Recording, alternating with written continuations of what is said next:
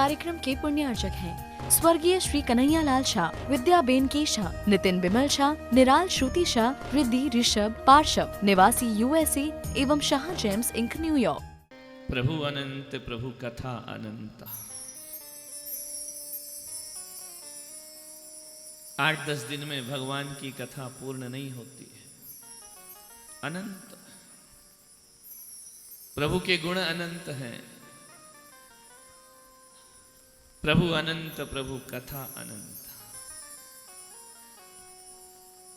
छोटी सी जिह्वा कैसे भगवान का संपूर्ण गुणगान कर सकती है। सारे जगत को कागज बनाया जाए और समुद्रों को स्याही बना लिया जाए, वो सभी वनस्पतियों की कलम बना ली जाए तो भी तुम गुण लिखा ना जाए।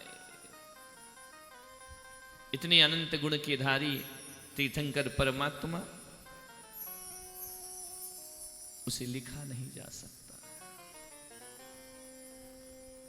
गणधर जैसे भी हार जाते हैं उनकी महिमा गाने में। गणधर का ज्ञान भी छोटा हो जाता है तीर्थंकर भगवान का वर्णन करने में। 63 रिद्धियों के धारी गणधर भगवान गौतम गणधर भगवान के गुणों का बखान नहीं कर पाते। कल बोले कि बड़ा आनंद आया, आज सुबह से लोग आनंद के संदेश लेकर आ रहे हैं। मंत्री जी बोले हमारा पूरा खर्चा अदा हो गया कल की बारात में।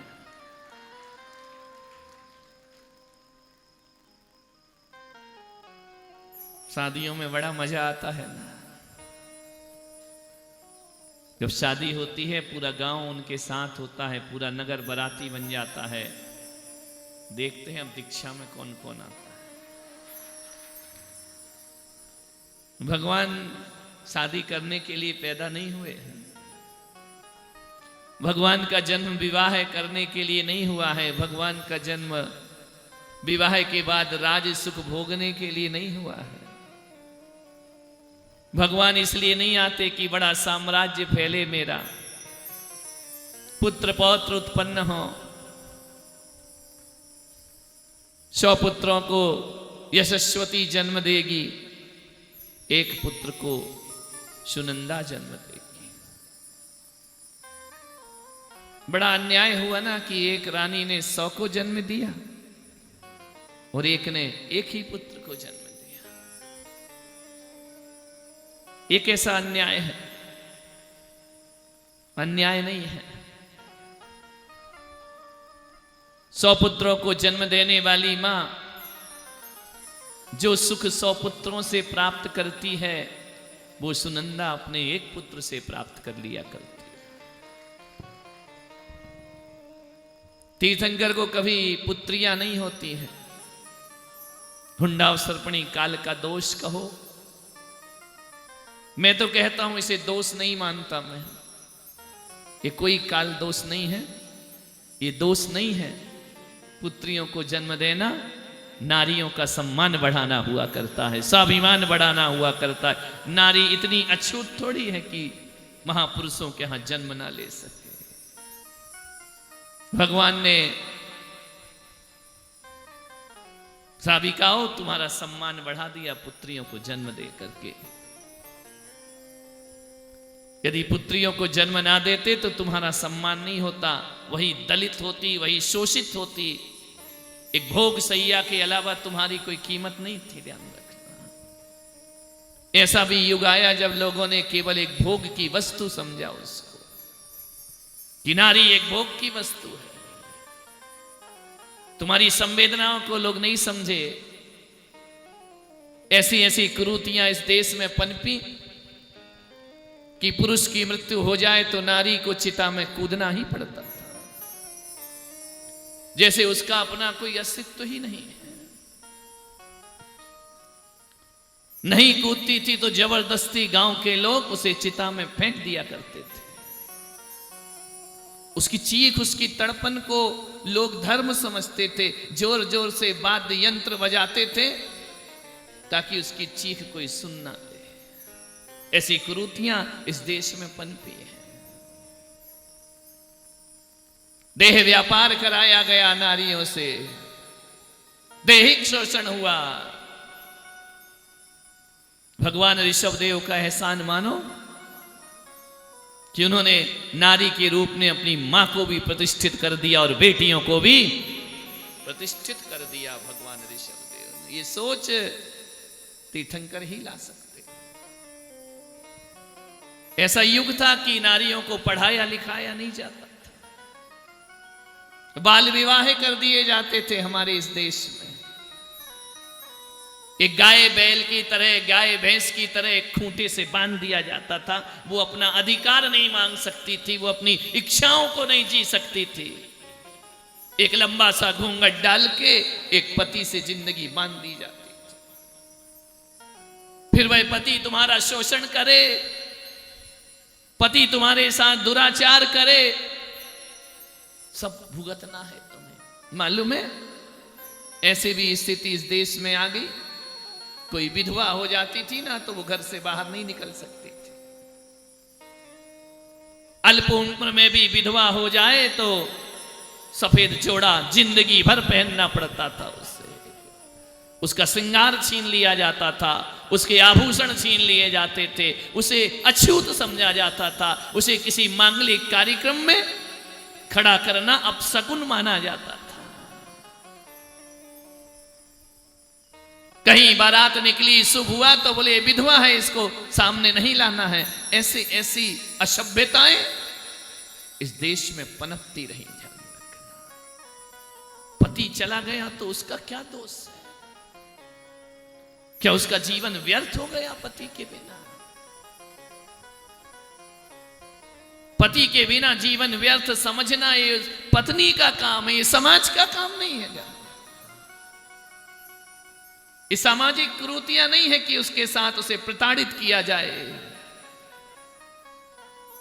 जार जार आंसू बहाती थी वह विधवा।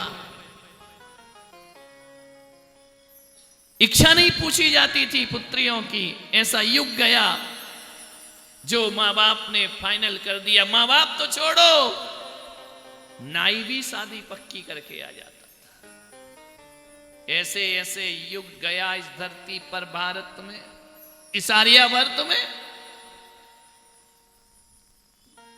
कि मंदिरों में पंडित होते थे, विवाह करके नववधु आती थी, एक रात उसके साथ रहना पड़ता था। कैसी बुराइयां इस संसार में।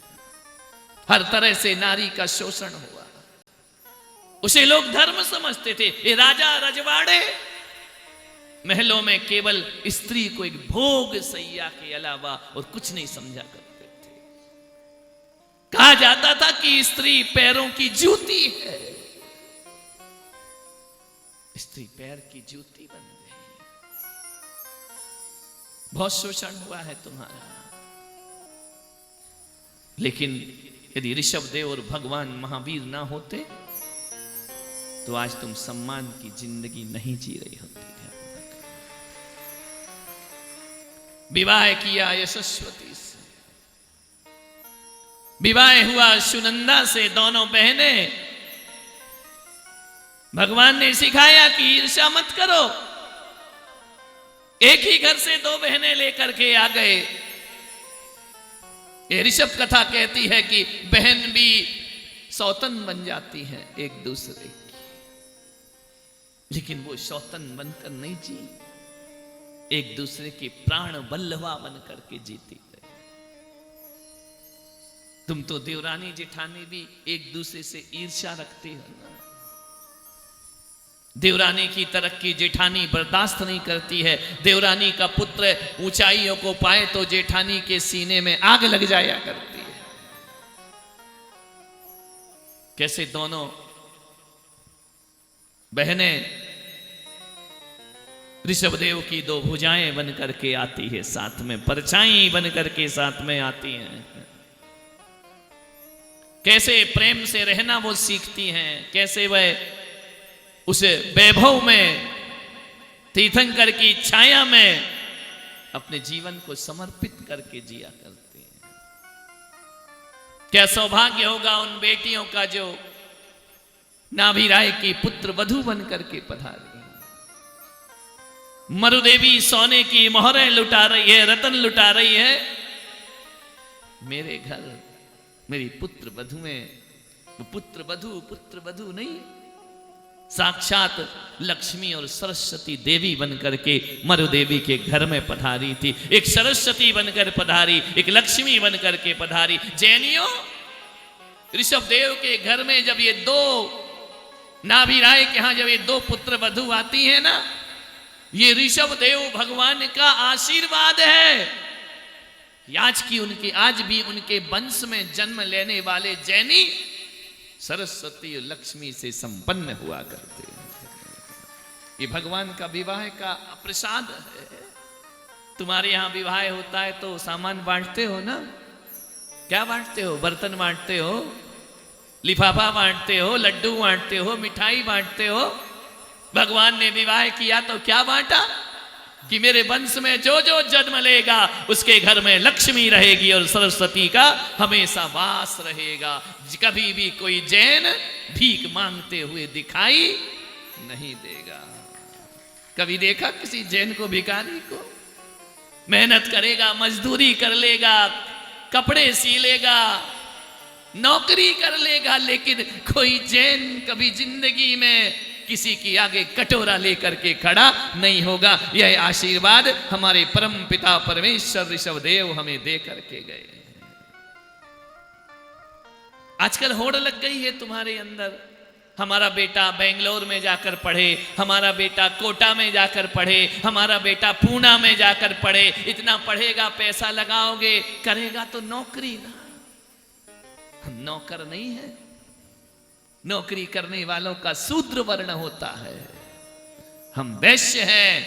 व्यापार करना हमारे ऋषभ देव ने हमें सिखाया। अपने बच्चों को व्यापारी बनाओ, नौकरी मत कराओ। 4 वर्ण बनाए ऋषभ देव ने, क्षत्रिय, ब्राह्मण, वैश्य और शूद्र। 4 वर्णों की स्थापना की ऋषभ देव भगवान ने।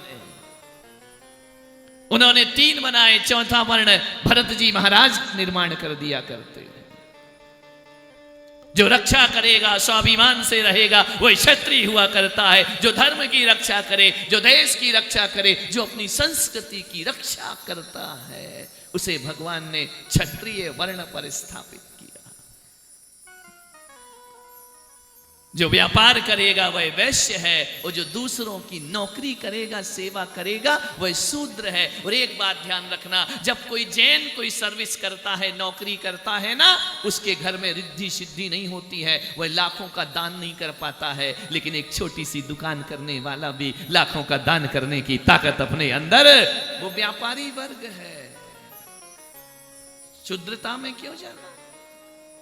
जितने मास्टर हो ना ऋषभ देव में, अपने पुत्रों को मास्टर मत बनाना। तो बनना भी नहीं चाहते हैं जानना।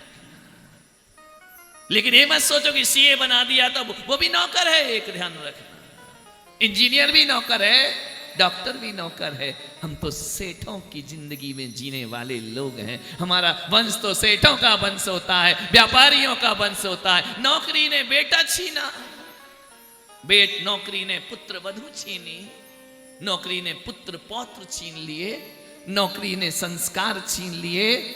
लेकिन यदि बच्चों को व्यापारी बनाते ना, तो एक ही गादी पर तुम भी बैठते, बच्चे भी बैठते, और पूरा परिवार शाम को आनंद के साथ भोजन। मत सोचो कि लाखों करोड़ों का पैकेज मिले हमारे बच्चों को।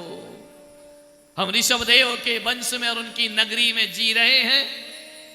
आप सोचो कि 5 लाख 10 लाख का पैकेज मेरे बच्चे को मिल जाए और बच्चा विदेश में जाकर रहे।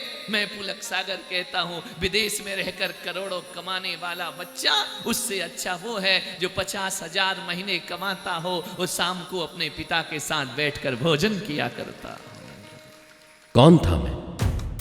किसी के लिए खाली सूखा भूखंड, तो किसी के लिए मुंबई से अहमदाबाद के बीच आने वाला सिर्फ एक जमीन का टुकड़ा।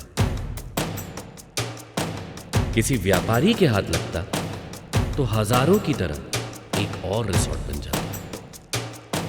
किसी बिल्डर के हाथ लगता तो लाखों और की तरह मैं भी एक टाउनशिप बन जाता। लेकिन मेरे भाग्य में करोड़ों में एक होना लिखा था। मेरे भाग्य में आचार्य श्री पुलक सागर जी का आशीर्वाद लिखा था।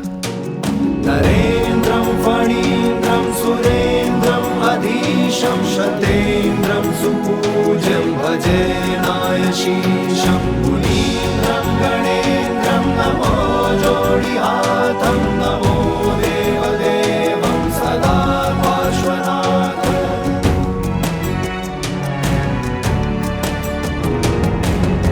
मौन था मैं स्वर कहाँ से आया, खाली भूखंड को दे दी उसने काया।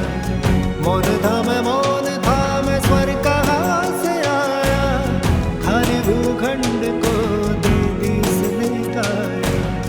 तीर्थ बनाया मुझको सजाया, तीर्थ बनाया मुझको सजाया। खाली भूमि छू के मेरे पुलक जी ने की कृपा अर्जुन शरणम मना।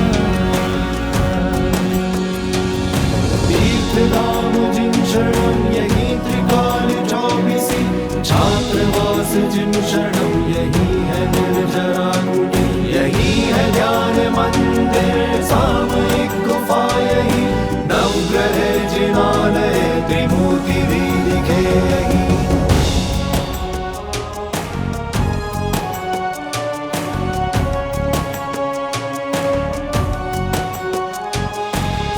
पुलक सागर को ये स्वप्न आया, खाली भूखंड ने उनको बुलाया। पुलक सागर को ये स्वप्न आया, खाली भूखंड ने उनको बुलाया। खोई हुई भूमि ने खुद को पाया, बंजर धरती पे पुष्प खिलाया। पारसनाथ के पाके दर्शन, पारसनाथ के पाके दर्शन। खाली भूमि छू के मेरी पुलक जी ने की कृपा अर्जुन शरणम मना। नरेन्द्रं फणीन्द्रं सुरेन्द्रं अधीशं शतेन्द्रं सुपूज्यं भजे नायशीशं मुनीन्द्रं गणेन्द्रं नमो जोडिहातं नमो देवदेवं सदा पार्श्वनाथ। जिन शरणं पवच्छामि, जिन शरणं पवच्छामि, जिन शरणं पवच्छामि, जिन शरणं पवच्छामि, जिन शरणं पवच्छामि, जिन शरणं पवच्छामि, जिन शरणं पवच्छामि, जिन शरणं पवच्छामि। इस कार्यक्रम के पुण्यार्जक थे स्वर्गीय श्री कन्हैया लाल शाह, विद्याबेन के शाह, नितिन बिमल शाह, निराल श्रुति शाह, रिद्धि ऋषभ पार्शव, निवासी USA एवं शाह जेम्स इंक न्यूयॉर्क।